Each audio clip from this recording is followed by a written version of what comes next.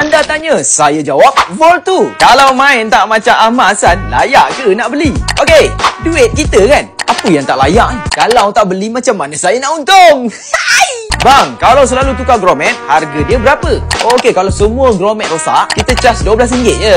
Meh bawa datang kedai. Abang raket, macam mana nak tahu raket Vita tu ori atau tidak? Senang je cara dia. Beli raket dekat kedai raket, confirm ori. Don't worry, okey?